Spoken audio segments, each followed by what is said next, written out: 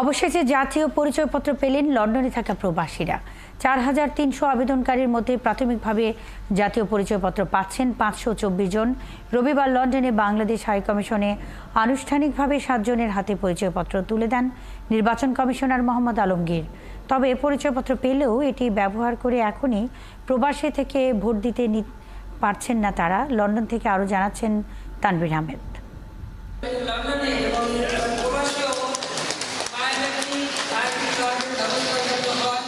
গেল বছর অক্টোবরে লন্ডন সফরের সময় প্রধানমন্ত্রী শেখ হাসিনার এমন ঘোষণার পর যুক্তরাজ্য প্রবাসীদের জাতীয় পরিচয়পত্রের নিবন্ধন কার্যক্রম শুরু হয়। রবিবার বাংলাদেশ হাইকমিশন লন্ডনে আনুষ্ঠানিকভাবে ৭ জন প্রবাসীর হাতে জাতীয় পরিচয়পত্র তুলে দেন নির্বাচন কমিশনার মোহাম্মদ আলমগীর।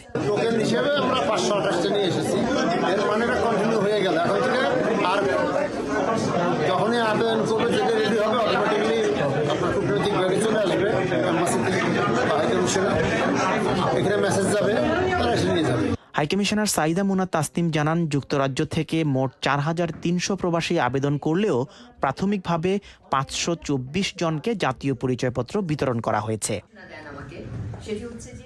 দীর্ঘদিন পর প্রবাসে বসেই জাতীয় পরিচয়পত্র পাবার মধ্য দিয়ে সরকারের প্রতিশ্রুতি বাস্তবায়ন হলেও এটি ব্যবহার করে বিদেশে বসেই দেশের ভোটে অংশ নেওয়ার ক্ষেত্রে আইনগত জটিলতা রয়েছে বলে জানালেন নির্বাচন কমিশনার।